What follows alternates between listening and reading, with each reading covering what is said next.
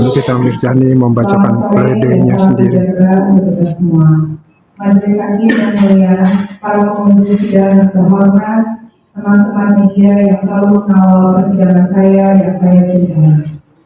Nota pembelaan pledoi ini saya beri judul Dermaga Keadilan Sengketa Bisnis Perdata menjadi kriminalisasi dengan tuduhan pengancaman, pemerasan dan tindak pidana pencucian uang.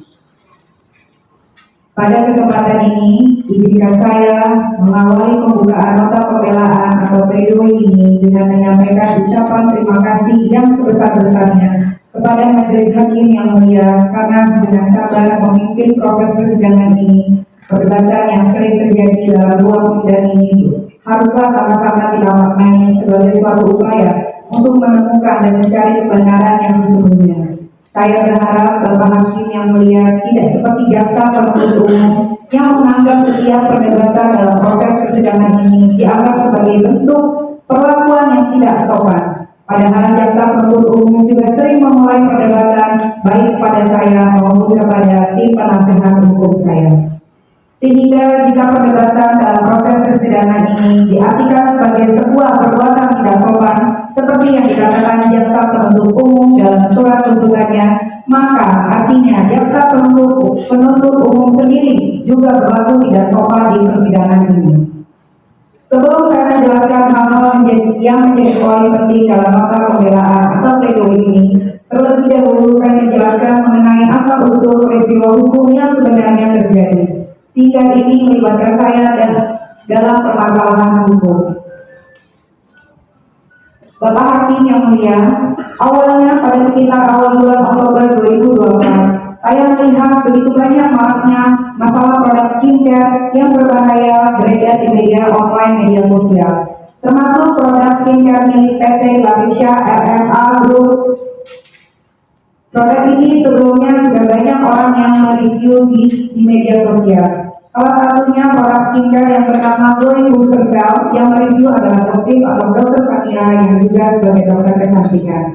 Dalam hasil review yang dilakukan Dr. Samira, kemudian saya repost kembali di media sosial saya dengan tujuan untuk menyampaikan edukasi kepada masyarakat luas kalau tidak mau kulitnya rusak, hati-hati dalam menggunakan produk kecantikan. Di situ saya hanya ingin menyampaikan himbauan kepada seluruh masyarakat agar tidak tertipu dengan skincare atau produk kecantikan yang overclaim, overpriced dan tidak terdaftar di BPOM dan diduga mengandung bahan-bahan berbahaya.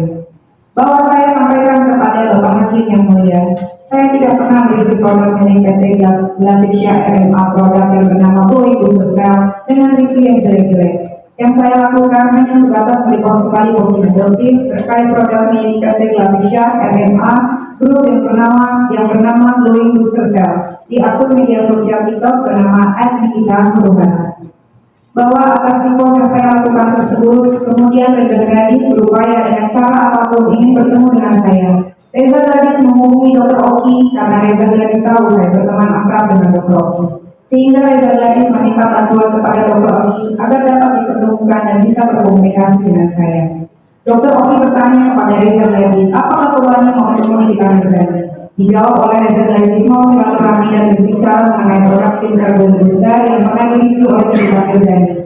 Sehingga Dr. Oki menyarankan kepada Reza Gadis untuk berkomunikasi dengan Ismail Marzuki. Bahwa setelah itu terjadilah percakapan bertiga antara Dr. Oki, Ismail Marzuki dan Reza Gadis melalui sambungan telepon WhatsApp. Di dalam percakapan itu pada intinya Reza Gadis menyampaikan keinginannya dan meminta tolong kepada Ismail Marzuki agar dapat dipertemukan dengan saya.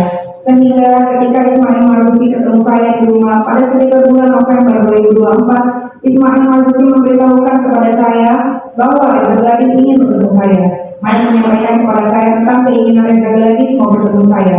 Informasi itu juga saya dengar dari Dr. Oki, di mana Dr. Oki menyampaikan kepada saya kalau Reza Gadis ingin bertemu saya. Keinginan Reza Gadis ingin bertemu saya karena saya pernah repost postingan Dr. Samira terkait produk skincare milik Reza Gadis karena Reza Gadis tahu bahwa postingan saya di media sosial ini cepat viral di Indonesia. Bahwa selanjutnya saya menyampaikan kepada Ismail Marzuki apa tujuan Reza Gadis mau bertemu saya. Kemudian Makil bilang Rezadialis mau silaturahmi. Saya katakan, dia silaturahmi itu mau ngapain? Pasti ada tujuannya mau silaturahmi ke saya. Tidak mungkin tiba-tiba datang mau silaturahmi dengan saya kalau sebelumnya saya tidak pernah bertemu dan tidak pernah berkomunikasi. Kemudian saya bilang juga kepada Makil, sampaikan kepada Rezadialis, kalau mau ketemu saya, nggak ada duitnya, nggak usah, cuma buang waktu saya saja. Saya nggak mau ketemu kalau nggak jelas, dan saya sangat amat trauma biasanya ketemu orang, saya cuma menjadikan konten untuk berdua mencari